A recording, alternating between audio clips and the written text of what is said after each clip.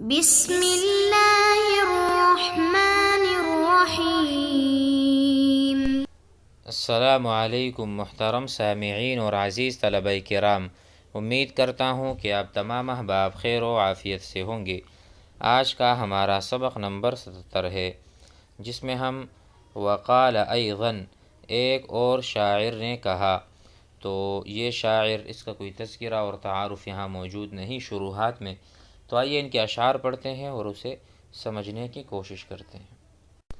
وقال ایضاً لست بمولى سوءة أدعى لها فإن لسوءات الأمور مواليا ولن يجد الناس الصديق ولا العدا أديمي إذا عدوا أديمي واهيا وإن نجاري يبن غنم مخالف نجار اللئام فابغني من ورائيا وسيان عندي أن أموت وأن أرى كبعض الرجال يوطنون المخازي ولست بهياب لمن لا يهابني ولست أرى للمرء ما لا يرى لي إذا المرء لم يحببك إلا تكرها عراض العلوق لم يكن ذاك باقيا۔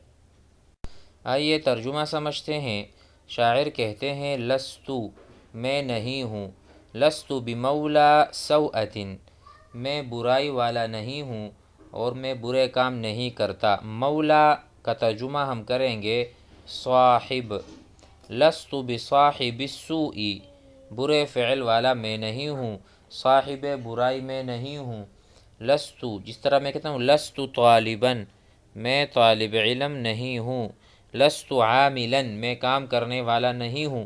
لست طبیباً۔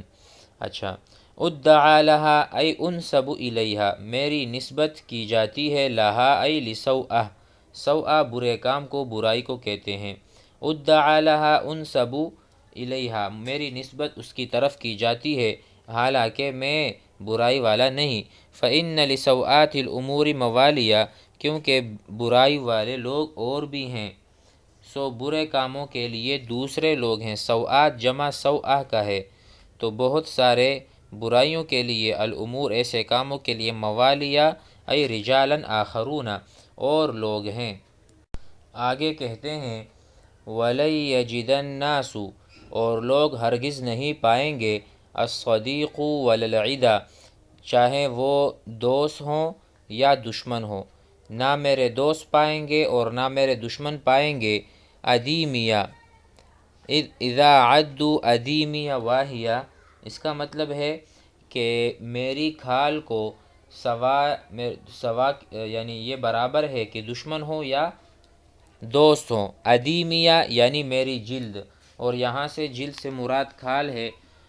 کھال کے معنی میں ہے ادیم، ادیم کہتے ہیں کھال کو، جس سے مراد یہاں پر عزت لی گئی ہے، یعنی چاہے دوست ہو یا دشمن، سب میری کھال اور میری عزت کے جو ہے نا بولنے والے ہیں، وہ مجھے بے عزت نہیں دیکھیں گے، بلکہ میں عزت والا ہوں دونوں کے لیے، ٹھیک ہے۔ یعنی مجھے اذا عدوا ادیمی واہیہ، مجھے عزت میں کمزور نہیں پائیں گے۔ واہیہ کہتے ہیں ضعیف کو اور کمزور کو۔ تو میری جو جلد ہے، میری جو کھال ہے، وہ عزت والی ہے، اگر وہ میری جان پڑتال کریں گے تو مجھے عزت والا ہی پائیں گے، سواء دوست ہو یا دشمن، دونوں۔ وَإِنَّ نِجَارِي يَبْنَ غَنْمٍ مُخَالِفٌ، یہاں کہتے ہیں اے ابن غنم، ابن غنم کسی کو اشارہ کہ بلا شبہ میری اصل کمینے لوگوں کی اصل سے مختلف ہے۔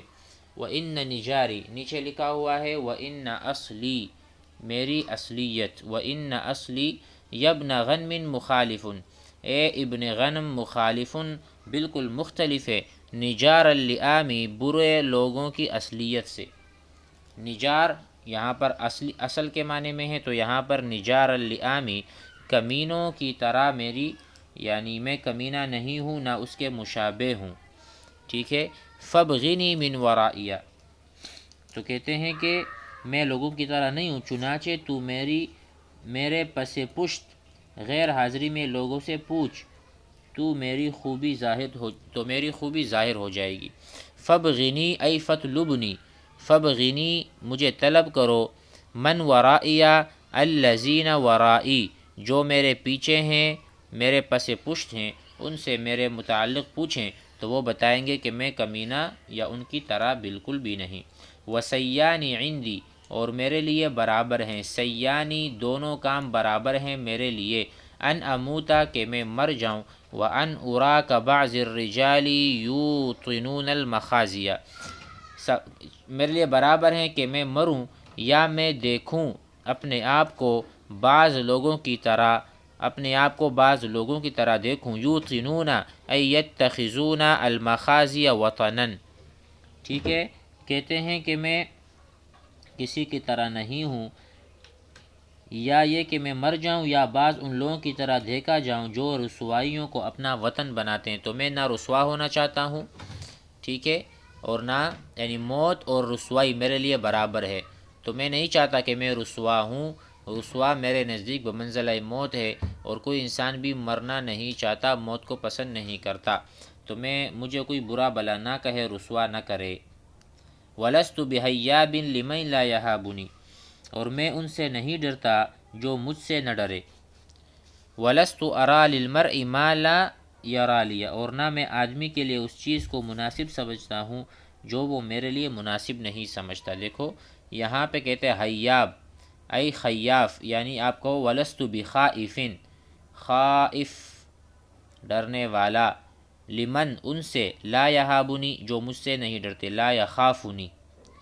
وَلَسْتُ أَرَى لِلْمَرْءِ، اور میں کسی کو اس چیز کا مستحق نہیں سمجھتا، ما لا یرا لیا، جس چیز کا وہ مجھے مستحق نہ سمجھے۔ اگر مجھے کوئی قدر کی نگاہ سے دیکھے گا، میں بھی اس کو قدر کی نگاہ سے دیکھوں گا، مجھے عزت دے گا، میں بھی عزت دوں گا۔ اذا المرء لم يحببك الا تکرہا، جب کوئی آدمی تجھ سے محبت نہ کرے مگر بکراہت۔ عراض العلوق لم یکن ذاک باقیہ، تو کہتے ہیں اور تیرے ساتھ ایسا پیش آئے جیسے علوق اونٹنی پیش آتی ہے، تو ایسی محبت باقی نہیں رہتی۔ علوق کسے کہتے ہیں؟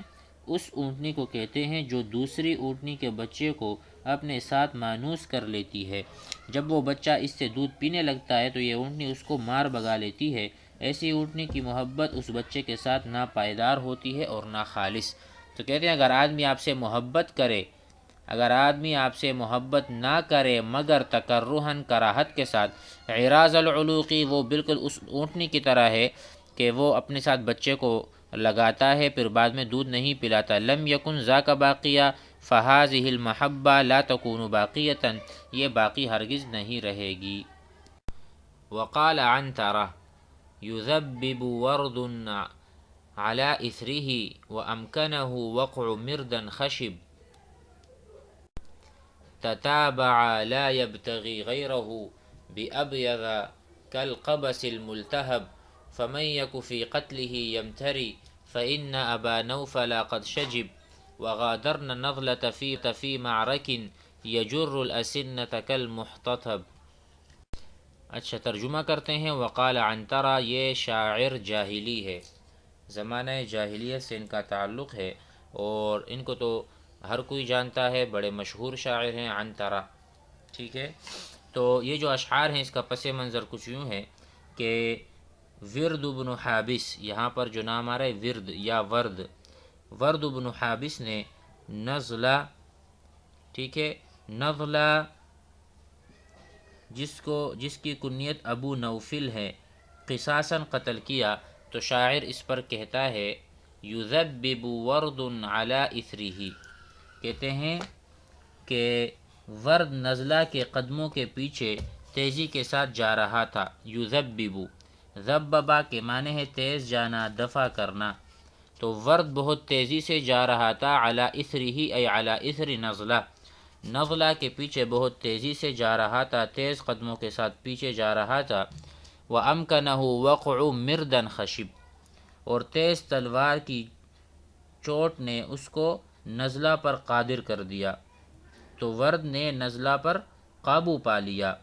یہاں پر ایک چیز ہے مردن کا ترجمہ ہوگا موٹی کردری تلوار، ٹھیک ہے، تو کہتے ہیں وَأَمْكَنَهُ، تو وہ اس نے تمکن پا لیا، قدرت پا لیا، وقع مردن، یعنی ایسی تلوار جو بہت کھردری تھی. خشب کا ترجمہ ہوگا صیقل شدہ تلوار. خشب صیقل شدہ، صیقل بمعنی تیز دھاری والی اور چمکدار. صیقل جس کو پالش کیا گیا ہو، ایسی چمکدار تلوار سے اس نے اس پر قابو پا لیا. اب ظاہر ہے اس کو مارا ہی ہوگا. مزید آگے بڑھتے ہیں. آگے کہتے ہیں تتابع، تواتھرا یا تواترا. تو تتابع ورد، ورد بالکل اس کے پیچھے پڑا ہوا تھا. لا یبتغی غیرہ، اس کے سوا کسی کو نہیں چاہ رہا تھا. یعنی اس کی مراد اور مقصد اور ہدف وہ نزلہ بنا ہوا تھا، تو نزلہ کے پیچھے پیچھے ہو لیا اور اس کا تتابع اور تعاقب کرتا رہا. تتابع ورد لا یبتغی، نہیں چاہ رہا تھا، غیرہ ای غیر نزلہ. بأبیض ای السیف الابیض، کالقبس الملتہب، کالقبس یعنی آگ کی طرح، الملتہب، ملتہب کہتے ہیں لہب سے ہے، اور لہب کہتے ہیں چنگاری کو یا آگ کا جو شعلہ ہوتا ہے بھڑکتا ہوا. تو ایسی تلوار کے ساتھ اس کا پیچھا کر رہا تھا جو کہ آگ کی طرح اور چنگاری کی طرح چمکدار اور بھڑک رہا تھا. فَمَن يَكُ فِي قَتْلِهِ يَمْتَرِي، سو جس شخص کو اس کے قتل میں شبہ ہو وہ شبہ نہ کرے. فَمَن يَكُ ای فَمَن يَكُنْ، جو آدمی بھی ہوتا ہے، فی قتلہ اس کے قتل میں، یمتری، امترا بمعنی شک، یمتری. وکذلک نقول یرتاب، ارتاب یرتاب من الریب لا ریب فیہ، یرتاب فی قتلہ فإن ابا نوفل قد شجب. تو ظاہر ہے کہ اگر کوئی اس طرح سے سوچے کہ وہ بچ گیا ہوگا، تو کیونکہ یقیناً ابو نوفل مر گیا، وہ اس کے فإن ابا نوفل قد شجب، قد ماتا، ٹھیک ہے، قد ماتا مر گیا. ظاہر ہے جب اس کے پیچھے ایسا بندہ ہو جس کے پاس تلوار ایسی ہو اور اس کا ہدف ہی وہ ہو. آگے کہتے ہیں وغادرن نضلۃ فی معرق، اور گھوڑوں نے میدان میں نزلہ کو اس حال میں چھوڑا کہ وہ جسم میں لگے ہوئے نیزوں کو کھینچ رہا تھا، لکڑیاں جمع کرنے والے کی طرح. جس طرح وہ لکڑی جمع کر کے کھینچتا ہے، اس طرح نزلہ کے بدن میں نیزے جمع ہو گئے تھے.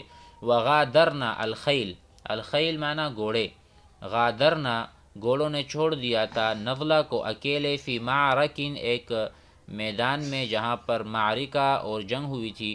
یجرو وہ نزلہ کھینچ رہا تھا، نکال رہا تھا، الاسنہ، الاسنہ کہتے ہیں نیزوں کو، تو وہ نیزوں کو کھینچ رہا تھا. جر یجرو کھینچنا. کالمحتطبی جیسا کہ کوئی آدمی لکڑی چن رہا ہو، اپنے جسم میں سے نیزے نکال رہا تھا. تو یہ عنترہ کے اشعار تھے جو کہ بہت زبردست اور بہت بلیغ اور فصیح تھے.